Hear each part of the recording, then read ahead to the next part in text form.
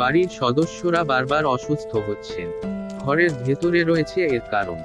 বাড়ির প্রধান দরজা সব সময় পরিষ্কার রাখুন। বাড়ির মধ্যে নেতিবাচকতা সবচেয়ে বেশি প্রবেশ করে বাড়ির প্রধান দরজা দিয়ে, তাই এই দরজাটিকে সব সময় পরিষ্কার রাখার চেষ্টা করুন। বাড়ির প্রধান দরজা কোনোভাবেই যেন ভাঙাচোরা না থাকে, এই দরজায় কোনো ফাটল যাতে না থাকে। এই বাস্তু দোষ বাড়ির সদস্যদের স্বাস্থ্যের ওপর সবচেয়ে খারাপ প্রভাব ফেলে।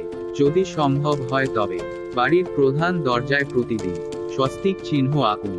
ব্রহ্মস্থান ফাঁকা রাখুন। ঘর বা বাড়ির মাঝখানের অংশটিকে ব্রহ্মস্থান বলা হয়, তাই বাড়ির মাঝের অংশটিকে সবসময় ফাঁকা ও পরিষ্কার রাখার চেষ্টা করুন। এই জায়গাটি অপরিচ্ছন্ন থাকলে তা অসুখের পাশাপাশি অর্থহ্রাসও করতে পারে, তাই এই জায়গাটি ফাঁকা ও পরিষ্কার থাকা দরকার। কড়িকাঠের নিচে শোবেন না। কড়িকাঠের নিচে শোয়া খুব বড় লোকসান করতে পারে।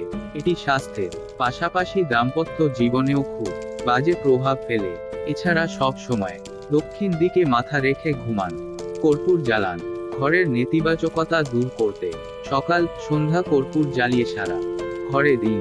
ঘরে এমন ব্যবস্থা থাকতে হবে যাতে সব ঘরে সূর্যের আলো এবং তাজা বাতাস পায়। এছাড়া ভুল করেও ঘরে কাঁটাযুক্ত গাছ লাগাবেন না। শোয়ার ঘরে নেশার বস্তু নয়।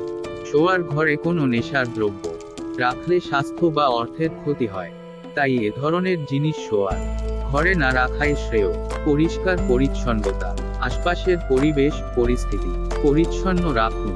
বলা হয়, বাড়ি যদি পরিষ্কার থাকে তাহলে সেখানে কোনো রকমের অশুভ শক্তি জায়গা করে নিতে পারে না বা কোনো অসুখ বাসা বাঁধতে পারে না।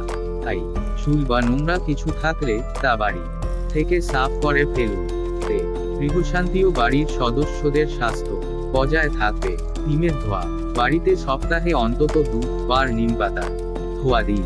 যখনই বাড়িতে সন্ধ্যে সময়ে ধুনো জ্বালাবেন তখন তাতে ফেলে দিন কিছু নিম পাতা। নিম পাতা পুড়ে গিয়ে যে ধোয়া তৈরি হন, বাস্তুশাস্ত্র বিদদের মতে তা বাস্তুদোষ দূর করার পক্ষে খুবই ভালো। এদিকে গৃহস্থে সকলের স্বাস্থ্য ভালো থাকবে। বন্ধুরা, ভিডিওটি ভালো লাগলে লাইক করুন এবং আমাদের চ্যানেলটি সাবস্ক্রাইবও করুন। ধন্যবাদ। আপনার দিনটি শুভ হোক।